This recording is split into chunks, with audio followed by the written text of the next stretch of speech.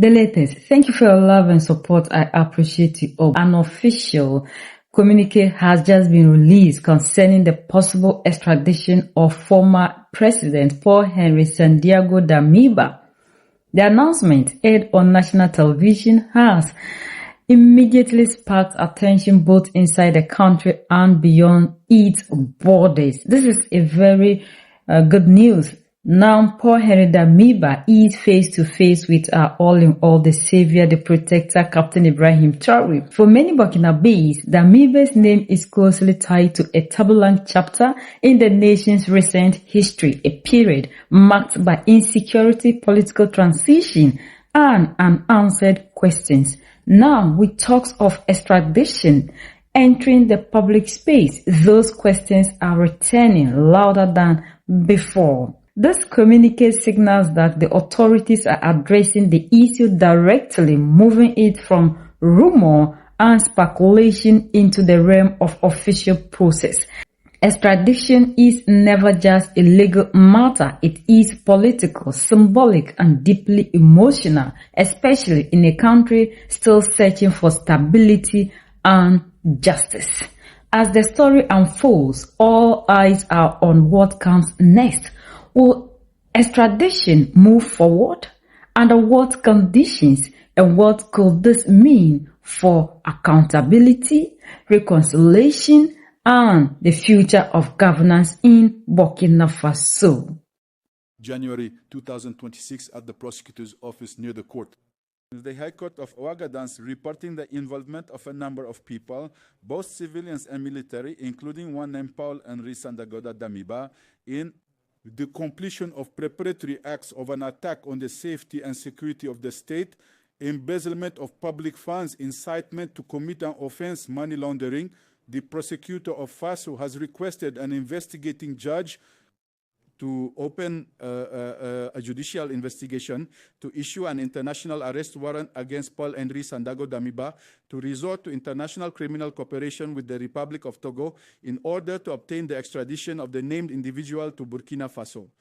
On January 6, 2026, the investigating judge indeed opened a judicial inquiry for acts of criminal embezzlement of public funds, criminal illicit enrichment, corruption, incitement to commit offenses and crimes, aggravated concealment, and money laundering.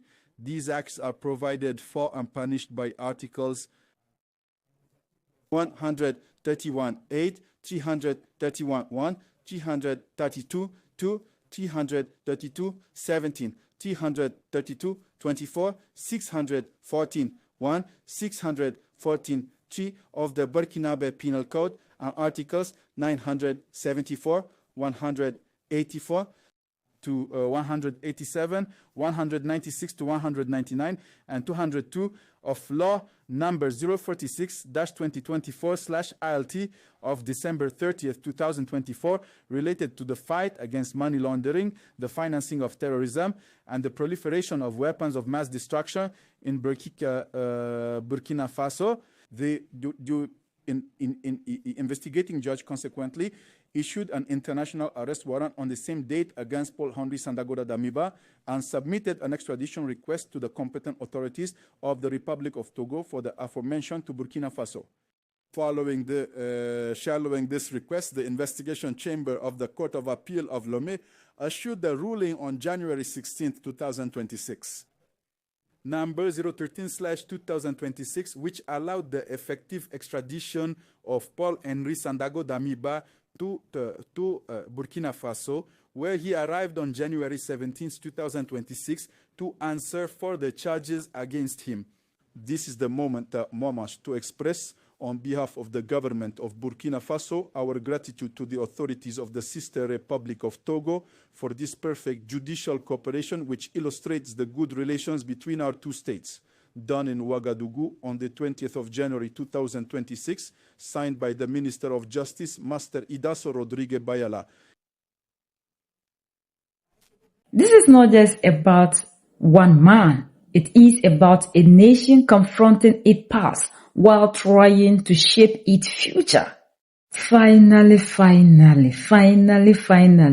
This was all over the air yesterday. We're hearing it in the air, but finally it is official. Paul Henri Santiago Damiba is in Burkina Faso to face justice.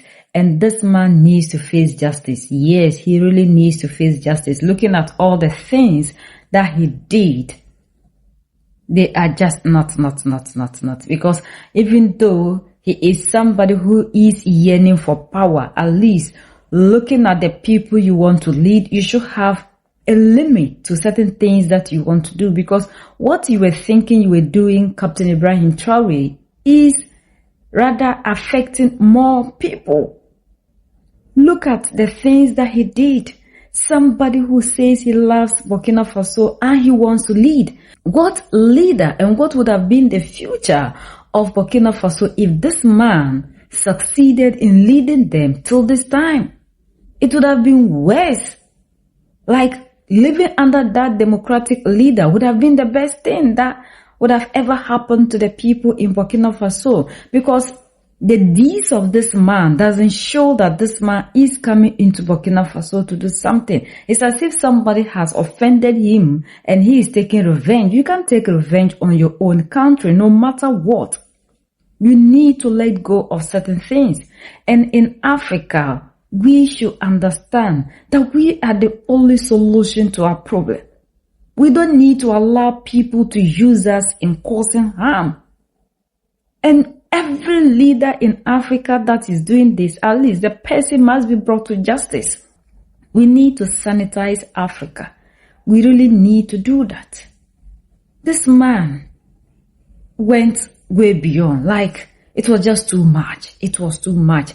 But finally, he is there to face justice. And we know at the end of the day, they will always blame their actions on the devil. We saw the confessions that came out, and definitely he will also have something to say. If he decides that he's going to say, we know it's going to be too much, because according to report, they have a whole lot of things about this man. Audios, emails, text messages, a lot. It's just too much. A leader in military uniform who sworn to protect his country, turning against his country in this manner is so heartbreaking. This isn't something that we should be seeing from our leaders. It is heartbreaking to see that the people who sworn to protect the people are the same people that are going against them. Because what he was fighting for wasn't just against Captain Ibrahim Traore, but all the people in Burkina Faso are being affected by this single man who just rose up to make sure that he puts his own country in chaos. We have only one place, that is Africa.